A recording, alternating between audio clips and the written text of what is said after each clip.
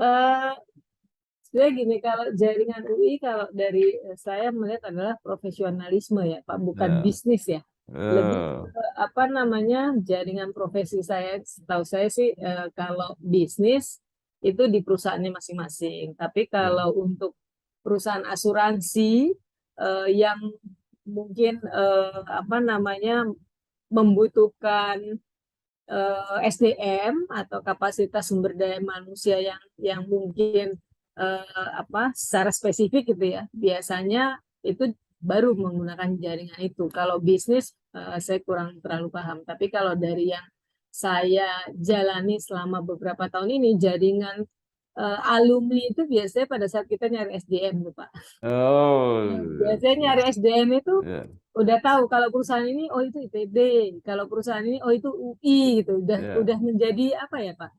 ya, Teman-teman udah pada tahu kalau ya, misalnya di sini banyaknya UI nih. ya, Seleksinya kalau nggak UI nggak masuk. Kalau di sana ya, itu ITB tuh. ya, Seperti itu ya. Pak.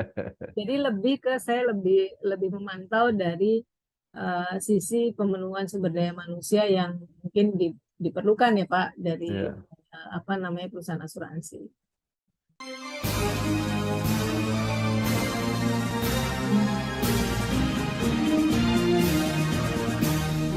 Universitas Indonesia, Universitas kami, ibu kota negara, pusat ilmu budaya bangsa, kami mahasiswa, pengabdi.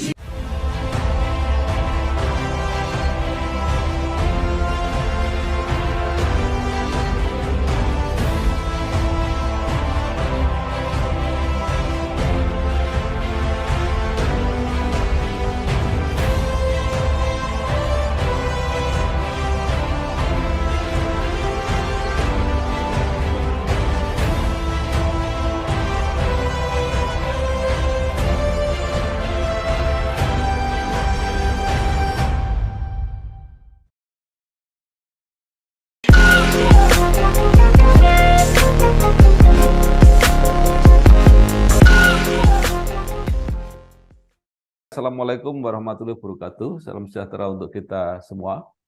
Bersama saya Bambang Sadono di kanal Inspirasi untuk Bangsa. Mudah-mudahan kanal ini selalu bisa memberi inspirasi, motivasi, dan edukasi. Kami sedang mempersiapkan beberapa video wawancara untuk ikut memberi makna 73 tahun Universitas Indonesia. Menurut rencana, wawancara ini akan kami bukukan meneruskan buku pertama yang sudah terbit. Saat ini saya sudah bersama dengan salah seorang eh, alumni Universitas Indonesia, yaitu Ibu Maria Elvida Rita Dewi. Saat Iya. ini beliau menjabat sebagai Direktur Keuangan dan Aktuaria PT Reasuransi Indonesia Utama. Apa kabar, Bu? Baik, Pak Jono. Pak Bambang ya, saya panggil. Ya, Baik, baik. Pak. Ya, Ibu Maria ini lahir di Madiun tahun 1972. Ibu mungkin bisa mulai cerita ketika kuliah di UI, program matematika aktuaria, ya kelihatannya sudah menjurus ke bisnis asuransi. Kemudian juga MBA di UGM, karirnya sudah jelas di asuransi, terutama asuransi jiwa. Dan Ya, saat ini sampai dalam posisi sebagai Direktur Keuangan dan Aktuaria PT Reasuransi Indonesia Utama, atau yang sekarang nama panggilan populernya adalah Indonesia Re. betul. Monggo, silakan Bu. Ya, terima kasih Pak Bambang. Terima kasih atas kesempatannya nih Pak Bambang. Surprise juga saya Ya. diminta Pak Bambang karena saya pikir tadi seperti saya sampaikan di awal, saya itu nggak ada apa-apanya gitu ya Pak ya. Saya bingung kok Pak Bambang bisa dapat nama saya gitu ya. Ya, Jadi kalau bicara tentang kuliah sebenarnya ya eh, saya kuliah di UI tentunya sangat bersyukur punya kesempatan karena saya dulu SMA-nya dari daerah Pak ya, Bambang.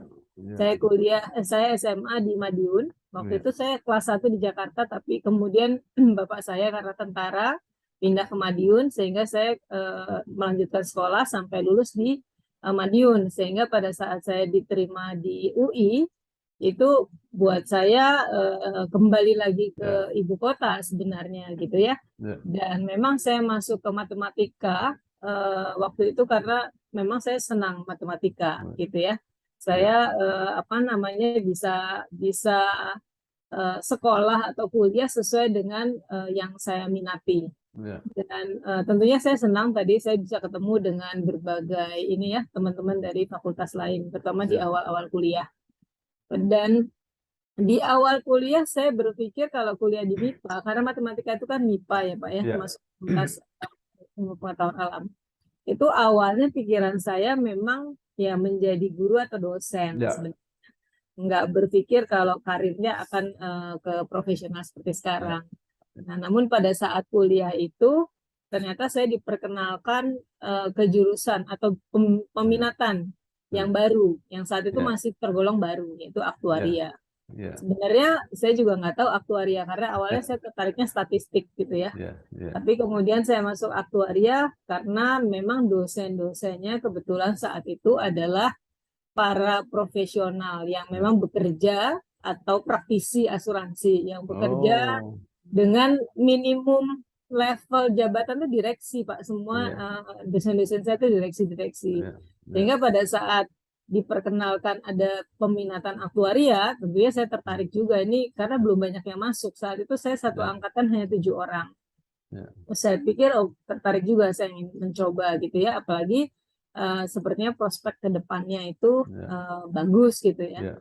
Dan ternyata begitu saya kuliah, ya saya menyenangi karena kuliahnya ternyata menarik, lebih banyak ke praktek ya. Jadi secara teori itu mempraktekannya tidak terlalu sulit dan memang sama pekerjaannya tuh teknis ya, semuanya itu apa yang kita pelajari bisa kita gunakan dalam pekerjaan.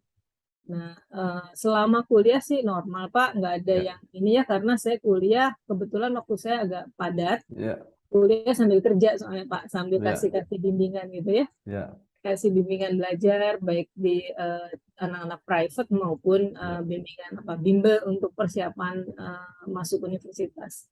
Sehingga ya di kampus sebenarnya sih praktis nggak ada yang istimewa. Saya hanya kuliah, datang kuliah, kemudian ngajar gitu, kalau ada kesempatan ngajar ya sesekali kalau ada kegiatan kampus, kalau ada kompetisi ya Pak ya, kompetisi di kampus antar fakultas ya saya ikut. Di luar itu ya saya memang cepat sih kuliahnya, 3,5 tahun saya skripsi, kemudian ada kakak kelas. Nah ini lagi jaringan kakak kelas ini atau alumni mungkin membuat saya lebih mudah saya terakses ke dunia bisnis. Sehingga saya pada saat skripsi saya magang atau kerja sebenarnya. Waktu itu ada perusahaan asuransi jiwa namanya Lipo Life zaman dulu ya, versi lama. Sehingga saya ya sambil menyelesaikan skripsi saya kerja Pak Bambang. Seperti itu sih kalau untuk S1 saya. Kalau S2 saya kebetulan bukan di UI ya, S2 saya dari UGM. Jadi langsung masuk pekerjaan, langsung cocok dan langsung berhasil. Iya, berhasil tentunya bertahap ya Pak. Mulai dari yang paling awal karena saya saat masuk kan masih mahasiswa. Dan berkecimpung saya selama 27 tahun ya bekerja sampai sekarang, mungkin ya dari tahun 94 itu memang bidangnya selalu aktuaria Pak. Aktuaria dan keuangan ya, sampai pada saat posisi saya sudah cukup senior masuknya ke direktur keuangan. Dan saya pernah juga diberi kesempatan untuk memegang posisi lain, tapi tetap core saya itu aktuaria, Pak Bambang. Ini luar biasa. Jadi belum pernah nyeleneh ke yang lain tuh belum. Ya, jadi yang benar-benar sekolahnya sama apa yang dikerjakan ini sama. Nah, kebanyakan itu beda-beda. Nah, pertanyaan saya begini, Bu, di Indonesia ini, apalagi beberapa tahun terakhir inilah, itu terutama karena Ibu banyak pengalaman di asuransi jiwa, itu kan banyak sekali fraud ya, banyak sekali masalah, banyak sekali konflik yang berkepanjangan bahkan besar-besar. Itu hanya terjadi di Indonesia atau di tempat lain, di negara lain juga biasa terjadi? Ini pertanyaannya. Pak, itu kalau pertanyaan fraud itu sebenarnya bukan hanya Indonesia ya Pak, fraud kan di Iya, mana-mana ada iya gitu. betul, betul, ya, Dan kalau fraud asuransi ya, saya tahu ya, kalau saya nonton ya, film-film itu memang ya, lebih apa ya Pak ya, ya, secara ini skenario-nya itu ya, benar-benar ya, skenario orang pintar ya Pak kalau ya, skenario untuk ya, asuransi karena ya, mereka melakukan berbagai upaya agar ya, bisa dibayar manfaatnya. ya, Nah, kalau di Indonesia tentunya kaitannya dengan fraud ini pastinya banyak ya, banyak ya, sebenarnya. Dan ini karena ada beberapa hal sih kenapa fraud ini ada kalau di ya, asuransi. Ya, pertama mungkin mengenai data ya. Kadang-kadang ya, kalau kita berbisnis kan sebenarnya kalau asuransi itu semuanya terkaitnya ya, dengan data. ya, Jadi data kadang-kadang sebagai inputan di asesmen awal itu ya, bisa di apa ada ya, manipulasi gitu ya, ya Pak ya. Biasanya sih lebih ke assessment kita pada saat kita me-underwrite atau menseleksi ya, ya, menseleksi apa namanya bisnis atau ya, portofolio yang masuk. Nah ya, itu biasanya sih fraud terjadi pada saat kita lemah melakukan assessment Pak. Jadi ya, dan itu terjadi bukan hanya di ya, Indonesia ya, itu ya, hampir semua kalau di bisnis asuransi di entry-nya biasanya kalau ya, entry-nya kurang kurang selektif atau ya, entry-nya kurang ketat, terlalu longgar, maka pada saat klaim pun akan terjadi ya banyak dispute karena memang argumentasi perusahaan menjadi lemah. ya, Dan mungkin ditambah lagi posisinya kalau saat ini perusahaan asuransi itu ya pada saat kita mengalami dispute biasanya organ-organ hukum itu mungkin lebih memihak konsumen ya. Itu ya, yang saya alami biasanya. ya, Dan perusahaan ya, asuransi biasanya sih ngambil posisi ya untuk menjaga reputasi biasanya kalau case-nya nggak besar gitu ya, dia ya, ya terpaksa memang harus menurut gitu ya Pak. ya, ya. Kebanyakan seperti itu.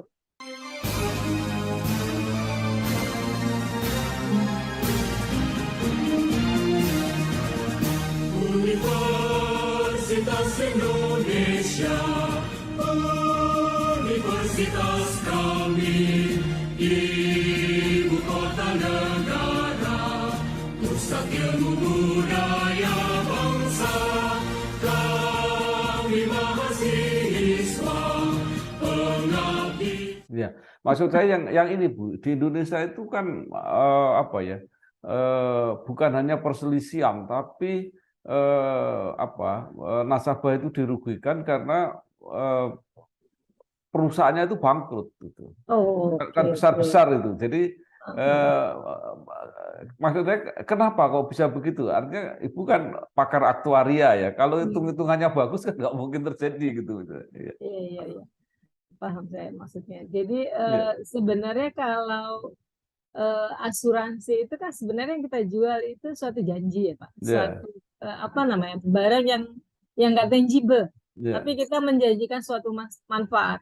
Iya. Nah, biasanya kalau kita beli asuransi, memang ini Iya. perlu ada apa sih namanya pemahaman dari calon Hmm. calon nasabah itu terhadap Iya. pertama terhadap barang Iya. yang dibeli, tentunya yang kedua terhadap issuernya atau Iya. perusahaannya, karena itu sesuatu yang nanti diklaimnya itu bukan pada saat mungkin kalau jiwa bukan pada saat yang memiliki polis itu hidup, bahkan Iya. yang mengalami itu mungkin apa beneficiary atau ahli waris gitu ya. Iya. Nah, itu memang pemahaman atau pengetahuan mengenai perusahaannya itu harus sangat baik ya kesehatan Iya. keuangannya. Jadi kalau tadi Bapak bilang mengenai fraud, tentunya nggak lepas dari apa ya di dalam perusahaan itu bagaimana mengelola penerimaan premi tadi Iya. yang didapat dari Iya. nasabah gitu ya untuk bisa diperhitungkan pada saat ada kewajiban harus dibayarkan karena Iya. preminya diterima di depan. Iya. Kewajibannya itu bisa saat ini mendadak, bisa kalau dia health ya Pak ya, itu Iya. bisa baru beli polis masuk rumah sakit kecelakaan bisa, tapi bisa juga masa panjang karena dia kontraknya whole life gitu ya. Iya. Artinya dana itu harus mampu dikelola oleh perusahaan.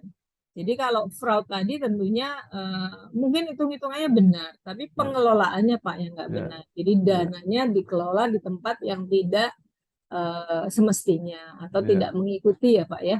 Iya. Kan kita ada aturan-aturan juga yang kita Iya. harus taati ya. Kalau di asuransi itu agak rigid Pak aturannya. Ya.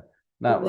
yang jadi soal begini, bagaimana nasabah itu bisa tahu bahwa asuransi saya ini dikelola dengan baik Baik. oleh, nah itu gimana caranya?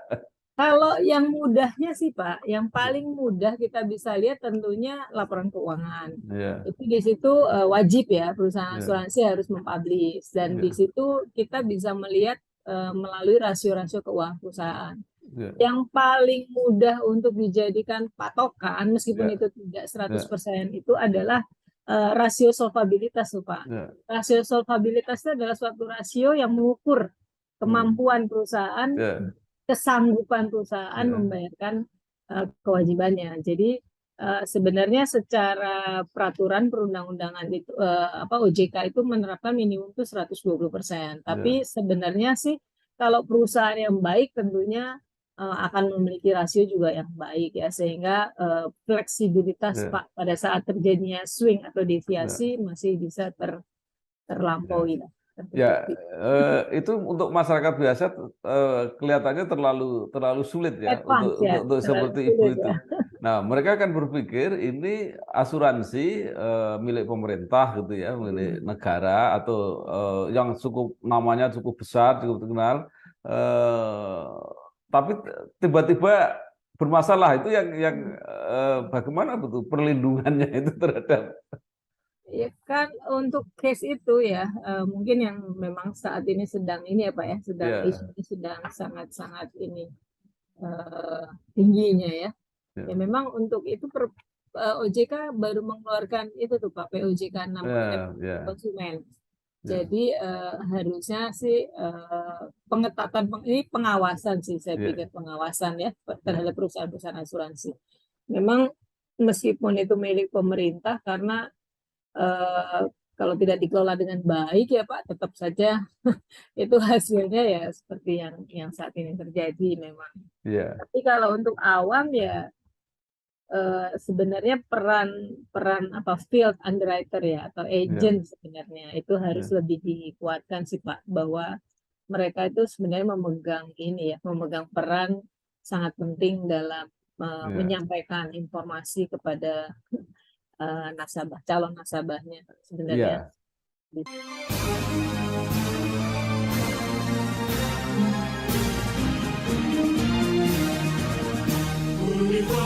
Universitas Indonesia,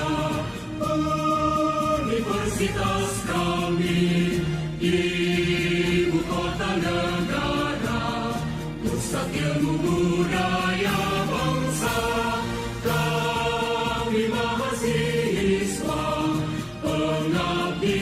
Nah, Bu Maria yang lama di asuransi jiwa itu ya, kadang-kadang orang melihat ya, agen-agen yang top-top itu diumumkan di koran ya, dengan iklan yang besar-besar gitu, kadang-kadang beberapa halaman, kemudian dengan tawaran-tawaran hadiah yang begitu besar ya perjalanan ke luar negeri, itu seperti apa sebenarnya? Karena orang luar bisa melihat ini banyak uang dikeluarkan untuk begini ini apa ya? Pengelolaan itu tetap prudent apa enggak itu keuangannya itu misalnya? Seperti apa Bu, merasakan itu? Eh, Tentunya semuanya sudah diperhitungkan Kita Pak ya, dalam oke. ya karena dalam menghitung pricing ada biaya Ya, sebenarnya yang ya, bisa kita bebankan tadi kalau untuk biaya biaya ya, pemasaran memang paling besar paling tinggi ya, kita sebutnya itu biaya new business untuk ya, mengakses bisnis baru. Karena ya, memang untuk mendapatkan bisnis baru itu kalau asuransi tidak seperti menjual barang-barang yang tangible ya Pak ya. ya, ya, Jadi ya, untuk mengconvince atau bisa meyakinkan ya, orang apalagi saat ini memang awareness orang untuk asuransi itu masih belum terlalu ya, tinggi gitu ya, masih ya, rendah bahkan. Nah, sebenarnya tugas agent itu memastikan bahwa produk yang dia jual disampaikan dengan baik dan benar dan biaya untuk itu sebenarnya sudah dihitung Pak. ya, Nah itu dari sisi kami nih terutama kalau saya di aktuaria itu ya, tugasnya yang menghitung itu Pak, ya, menghitung ya, ya, itu. dan itu sudah di price in di dalam perhitungan kami. Ya. Namun memang pricingnya tadi seolah-olah kita lihat kan besar, itu sebenarnya di leverage harusnya secara ini pada saat kita menghitung proyeksinya itu di leverage masa kontraknya produk seperti Ya. itu. Tapi itu semua sudah dihitung dan sudah di price in di dalam perhitungan produk asuransinya, Pak Bambang. Ya baik, mudah-mudahan itu tidak menjadi literasi yang tidak bagus ya untuk bisnis Iya. asuransi. Nah, sekarang Ibu di reasuransi. Ini sebagai perusahaan, apakah kalau reasuransi itu lebih aman? Karena kan itu hanya mengurus perusahaan-perusahaan asuransi yang mungkin yang sehat ya, kan bisa memilih reasuransi. Saya memilih menerima reasuransi dari perusahaan-perusahaan atau polis-polis tertentu yang dianggap aman gitu. Seperti apa, Bu? Pada dasarnya posisi reasuransi dan asuransi itu sama sebenarnya. Ya. Kalau tadi asuransi itu B2C langsung ke customer, kalau dari reasuransi kan B2B. Ya. Sebenarnya sama kok kan konsumen itu juga bisa memilih Pak sebenarnya Ya. asuransi yang sehat. Kami juga sama posisinya sebenarnya seperti perusahaan asuransi. Di dalam perusahaan reasuransi itu ada 2 kontrak. Ya. Satu kontrak treaty namanya, satu lagi kontrak fakultatif. Jadi kalau kontrak treaty itu kita sepakati di depan apa-apa saja akan tercover gitu ya. Termasuk di dalamnya risiko-risiko yang akan kita masukkan dalam kontrak treaty. Dan bagaimana kita meng-underwrite-nya sebenarnya. Jadi lebih ke memayungi kontraknya, Pak, memayungi perjanjiannya dengan dengan perusahaan asuransi. Bagaimana itu dikemas oleh perusahaan asuransi itu terserah perusahaan asuransinya. Selama limitasi atau selama yang diperjanjikan itu masuk di dalam kontrak treaty-nya, maka itu tercover di dalam perjanjian pada saat kita melakukan bisnis. Kalau fakultatif itu lebih ke seleksinya satu persatu. Jadi mereka menawarkan yang di luar disepakati di treaty. Contoh kalau tadi treaty itu mengcover untuk biaya atau mengcover untuk manfaat sampai dengan 1 miliar misalnya. Kalau dia punya pertanggungan di atas 1 miliar, maka dia bisa menyampaikan ke perusahaan reasuransi secara satu persatu untuk dapat diakses oleh perusahaan reasuransi. Dan reasuransi berhak tadi untuk bisa menerima atau menolak karena itu tidak otomatis tercover dalam treaty. Secara bisnis sebenarnya mirroring sih Pak. Hanya perusahaan reasuransi bisa mengcover atau memiliki kapasitas yang lebih besar dibandingkan perusahaan asuransi ya. Kalau asuransi satu, kalau reasuransi kan mengcover beberapa perusahaan asuransi dan mungkin resikonya adalah resiko yang di atas resiko yang diambil oleh perusahaan asuransi. Jadi sebenarnya secara resiko mirroring, namun secara kapasitas jauh lebih besar.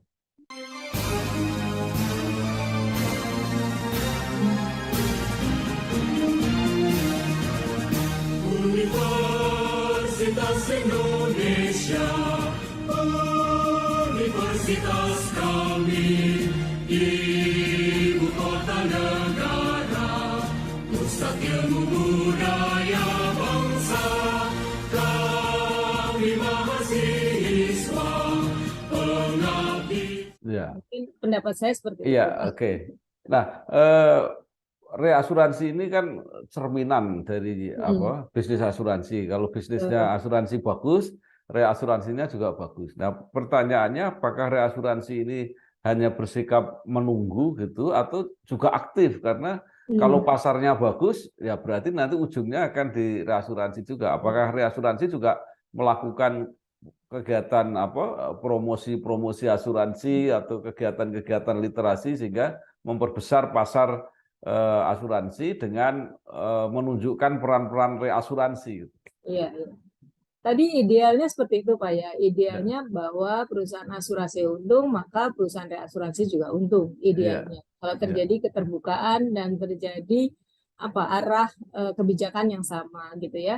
Tidak ada penyimpangan dalam kontrak gitu. Jadi artinya secara logika kalau asuransi untung nggak mungkin reasuransinya Ya, rugi gitu ya Pak ya, ya. ya, Kecuali yang dikirimkan ke reas adalah bisnis-bisnis yang tidak baik, sementara yang ya, baik di-retain sendiri. Nah, tapi ya, ada juga yang seperti itu sih Pak.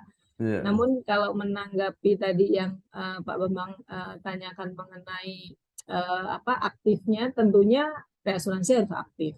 Kita nggak bisa berposisi hanya pasif menerima ya, bisnis karena perusahaan asuransi dalam melakukan apa namanya inovasinya tentunya sangat terlibat, tentunya sangat tergantung pada ya, reasuransi. Sehingga pada saat mereka melakukan product development, peran reasuransi terutama reasuransi yang memiliki apa namanya kapasitas untuk menyerap juga bisnis-bisnis atau inovasi dari luar itu bisa melewati reasuransi Pak, produk-produk yang mungkin baru yang dari asuransi belum belum punya gitu ya, inovasi itu bisa didapat dari sharing perusahaan reasuransi.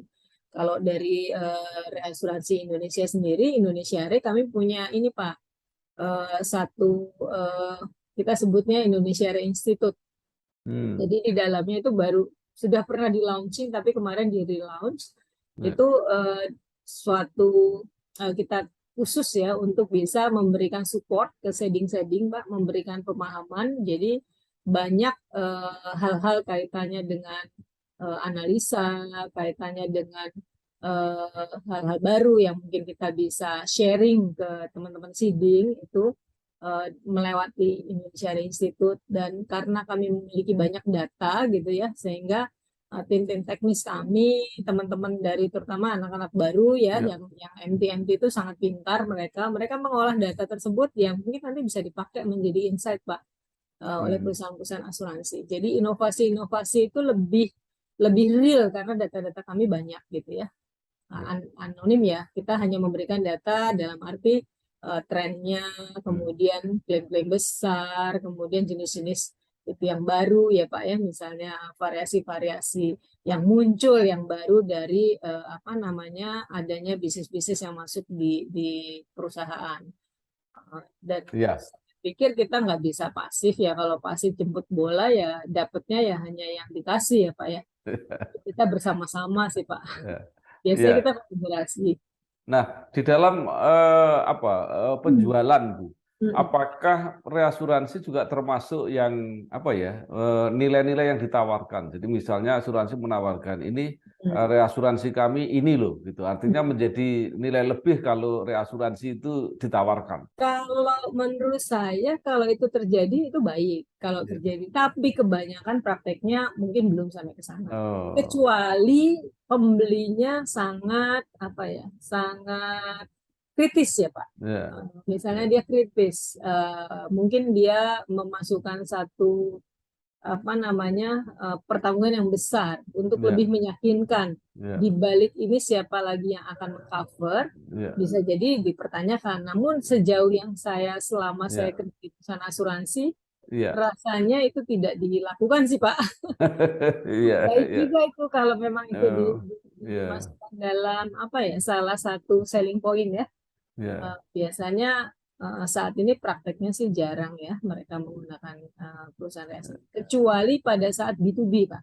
Bukan iya, B2C ya. Kan iya, perusahaan asuransi juga dia bisa B2B. Nah, kalau iya, B2B bisa iya. bisa dia membawa siapa di belakangnya gitu.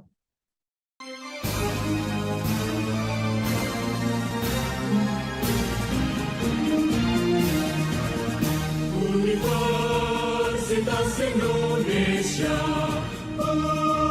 universitas kami, ibu kota negara, pusat ilmu budaya bangsa, kami mahasiswa, pengabdi. Nah, sekarang OJK, Bu ya. Ya kita tidak tahu peran OJK sebelum Hmm. ini gitu kan. Hmm. Kemudian terjadi fraud yang besar-besaran itu. Nah, kalau OJK saat ini kira-kira produk-produk yang dijual itu kan semua sudah seizin OJK. Apakah Hmm. itu berarti aman untuk masyarakat? Eh, Sekali lagi ya, kalau kita benar-benar produk yang kita submit itu real seperti yang diilustrasikan pada saat Ya, kita menyampaikan produk, ya, mestinya produk itu aman ya Pak, ya, produknya. ya, Namun pengelolaan produk tersebut, Pak, kan produk ya, itu aman jika dana yang dibayarkan dikelola dengan baik ya Pak. ya, Jadi sekali lagi antara produk dan pengelolaan itu kan sesuatu ya, yang menurut saya ya, agak berbeda ya. ya, Jadi keamanan produk tersebut tentunya didukung juga oleh bagaimana perusahaan memanage Pak, ya, memanage dana kelolaannya. Jadi kalau memang kalau saya lihat saat ini untuk kaitannya sekarang isunya memang kalau yang apa namanya kaitannya dengan tadi perusahaan besar gitu ya mengalami banyak komplain gitu. Nah, OJK sekarang menurut saya sudah lebih lebih fokus untuk memperhatikan tuh Pak perlindungan konsumen. Lebih fokus dalam penanganan untuk menampung dan memfollow up komplain-komplain karena kami sekarang di perusahaan baik perusahaan asuransi maupun reasuransi itu wajib Pak melaporkan ya, kalau terjadi komplain, terjadi apa namanya dispute gitu ya ya, atas case-case itu. Nah, itu sekarang cukup dipantau. Mereka baru mengeluarkan aturan yang apa namanya yang lebih lebih condong untuk membantu konsumen. Bahkan yang terakhir itu aturan mengenai karena ada unit link ya Pak ya, ya, kasus unit link itu banyak, ya, mereka mengeluarkan SEOJK baru, di mana memang secara konten dalam POJK yang baru tersebut agak mempersulit posisi perusahaan asuransi Pak. Jadi dari para pemain nih saat ini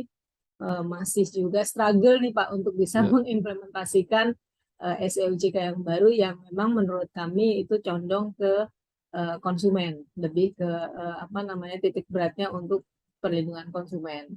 Nah, mungkin kalau dibuat lebih fair, mungkin lebih lebih ini ya Pak ya. ya. Cuman masih dalam ini sih Pak diskusi di asosiasi juga untuk penerapan POJK yang baru. Baik. Indonesia Re ini kan BUMN Bu ya. Apakah berarti itu mempunyai captive market untuk asuransi-asuransi BUMN? Kalau captive market ada, tapi apakah itu wajib? Itu Ya. belum tentu. Jadi untuk asuransi saat ini asuransi itu apa namanya asuransi ada reasuransi. Reasuransi saat ini kalau dari tadi Pak Bambang sampaikan kan kami reasuransi Pak. Ya, Artinya bisnis kami datangnya dari perusahaan asuransi. ya, Dan itu ya itu terserah atau kita menerimanya dari perusahaan asuransi. Kalau ya, perusahaan asuransi itu mengcover BUMN, tentunya kami ikut ya, mengcover BUMN. Jadi lebih ya, ke apa ya kalau perusahaan reasuransi itu memang perusahaan asuransi harus kita bantu untuk kalau memang ada bisnis-bisnis dari BUMN yang sedang apa namanya sedang saat ini perlu untuk ya, mendapatkan pengafaran itu mungkin kita akan dekat di perusahaan asuransinya untuk bisa melihat peluang itu. ya, Tapi tidak direct ya Pak, kalau perusahaan ya. asuransi nggak direct ke Ya, perusahaan. justru pertanyaan saya itu, apakah perusahaan-perusahaan asuransi BUMN itu harus reasuransinya ke Indonesia Re itu maksudnya? Enggak, Enggak ya? nggak ada keharusan seperti itu, nggak ada. Karena sebenarnya reasuransi itu kan sekarang jadi 7, sebelumnya 6. Ya, Jadi mungkin nggak masuk dalam satu kapasitas perusahaan asuransi, dia sharing ke yang lain juga. Dan ya, tidak ada keharusan, tidak ada ya, mandatori sih Pak untuk ya. mereka mengasuransikan ke BUMN.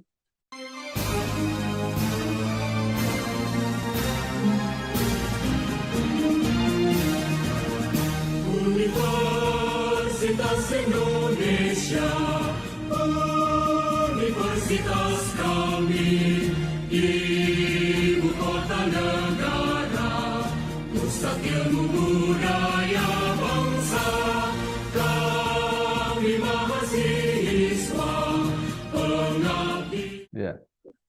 Itu tidak masuk ke holding Bu. Indonesia Re itu ke apa? AFG maksud Bapak. Iya, asing. Beda Pak, AFG Oh, itu beda. holdingnya asuransi. Iya, Kalau kami reasuransi dan kalau reasuransi kami juga punya dua anak perusahaan Pak. iya, Satu perusahaan reasuransi syariah, iya, satu lagi perusahaan asuransi ekspor ACI. iya, Saya ada menjadi komisaris di perusahaan anak itu Pak. iya, Itu perusahaan asuransi umum. iya, Jadi reasuransi itu kami sendiri, asuransi iya. sendiri di bawah AFG. Nah, nah kemudian apa reasuransi Indonesia ini kan ditargetkan akan menjadi sebuah reasuransi yang cukup besar gitu, bahkan akan menjadi global gitu. Hmm. Kira-kira seperti apa Bu prospeknya? Eh, dalam perencanaan apa namanya program kami itu ya perusahaan reasuransi nasional itu masuk dalam plan jangka panjang Hmm, sebenarnya. ya, Untuk menjadi pemain global tentunya syarat utama modal ya Pak. ya, Karena kita akan oh, menerima satu kapasitas yang besar. Jadi ya, untuk bisa mampu bermain global, ya tentunya modal itu ya, suatu syarat yang utama. Di ya, samping yang kedua tentunya juga harus memiliki rating internasional. ya, Karena kalau main global kan ratingnya juga ya, nggak bisa rating lokal, Pak. ya, Rating global dan SDM tentunya. Kalau SDM yang unggul tentunya dari kami itu terus kami apa namanya tingkatkan. Namun isu modal itu menjadi isu utama karena untuk mendapatkan rating itu ada aturan rasionya ya Pak ya antara ya, modal dan kemampuan nanti untuk bisa menerima bisnis itu secara rasio mereka lihat dari ekuitasnya. Dan untuk saat ini kami sedang menuju ke sana mencari ya, ininya untuk bisa apa ya bersaing secara global. Harus ya, meningkatkan dulu Pak ya. kapasitas kami, ekuitas kami harus kami besarkan untuk Dengan bisa kata lain masih butuh waktu gitu Bu ya. butuh waktu dan butuh dana. Ya itu maksud saya disederhanakan dibutuh waktu artinya waktunya tidak bisa cepat gitu. Iya betul Pak. Nah, nah menarik Bu. Eh, Bisnis asuransi ini kan bisnis yang sangat mengandalkan jaringan gitu ya, termasuk reasuransi. Nah itu jaringan UI cukup kuat nggak Bu untuk basis bisnis itu? Eh, Sebenarnya gini, kalau jaringan UI, kalau dari saya melihat adalah profesionalisme ya, Pak, bukan Nah, bisnis ya. Lebih eh, apa namanya jaringan profesi saya, setahu saya sih kalau bisnis itu di perusahaannya masing-masing. Tapi ya, kalau untuk perusahaan asuransi yang mungkin apa namanya membutuhkan SDM atau kapasitas sumber daya manusia yang mungkin apa secara spesifik gitu ya biasanya itu baru menggunakan jaringan itu kalau bisnis saya kurang terlalu paham tapi kalau dari yang saya jalani selama beberapa tahun ini jaringan alumni itu biasanya pada saat kita nyari SDM tuh Pak. oh, Biasanya nyari SDM itu ya, udah tahu kalau perusahaan ini oh itu ITB, kalau perusahaan ini oh itu UI gitu. ya, Udah menjadi apa ya, Pak? ya, Teman-teman udah pada tahu kalau ya, misalnya di sini banyaknya UI nih. ya, Seleksinya kalau nggak UI nggak masuk. Kalau di sana ya, itu ITB tuh. ya, Seperti itu, ya, Pak. Jadi lebih ke saya lebih lebih memantau dari sisi pemenuhan sumber daya manusia yang mungkin diperlukan ya Pak dari ya. apa namanya perusahaan asuransi. Ya, terakhir Bu, Ibu yang apa sudah masuk ke pasar, sudah tahu tantangan. Tadi disampaikan ketika yang masuk apa matematika aktuaria itu ternyata peminatnya sedikit pada waktu itu gitu ya. Nah, kemudian ada mungkin ada yang Ibu ingin sarankan atau harapkan bagaimana pendidikan di kampus ini harus dilakukan supaya menjawab kebutuhan-kebutuhan di lapangan. Iya, baik-baik Pak. Mungkin saya spesifik mengenai ini saya Pak ya bidang Oke, aktuaria dan core-nya di dalam ya, perusahaan asuransi. Saat itu memang bisnis atau apa namanya ilmu aktuaria itu masih baru sehingga ya, peminatnya baru. ya. Kebetulan untuk menjadi aktuaris itu kita harus masuk dalam asosiasi aktuaris Ya, Indonesia yang ya, kita harus melakukan ujian Pak ya, untuk bisa mendapatkan gelar profesi dan bisa terjun ya ya, dan beregistrasi gitu ya untuk bisa terjun di dunia bisnis asuransi. ya, Nah, pada saat saya sudah mulai terjun dan menjadi pengurus di situ, saya kebetulan mendapatkan tugas menjadi komite berhubungan dengan universitas. Nah, Ya, disitulah saya mulai datang ke kampus-kampus, kita adakan dialog gitu ya dengan dosen-dosen dan melakukan penyetaraan, Pak, mencoba memappingkan ujian-ujian profesi ya, tersebut dengan mata kuliah, Pak, sehingga pada saat ya, mereka kuliah sudah mapping dengan apa yang nanti akan diujikan pada saat ya, mereka terjun di profesi dan harus mengambil sertifikasi. Itu ya, mempercepat proses. Jadi ya, pada saat lulus mereka bisa dapat sertifikasi gitu.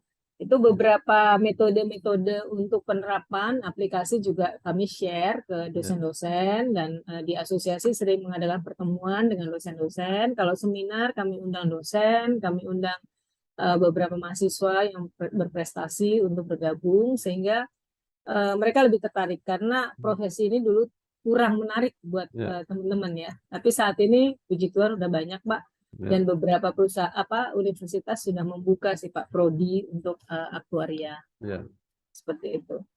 ya. Baik, terima kasih sekali Ibu Maria Elvida Rita Dewi, Direktur Keuangan dan Aktuaria PT Reasuransi Indonesia Utama, yang telah banyak berbagi. Mudah-mudahan ini juga memotivasi pada generasi muda bahwa peluang-peluang cukup banyak di bisnis asuransi yang membutuhkan SDM yang lebih banyak lagi karena pasar asuransi Indonesia masih sangat terbuka, sangat besar. Selamat bekerja, sukses Ibu Maria. Terima kasih. Ya, Terima kasih. terima kasih. Wassalamualaikum warahmatullahi wabarakatuh. Salam Waalaikumsalam. sejahtera untuk kita semua.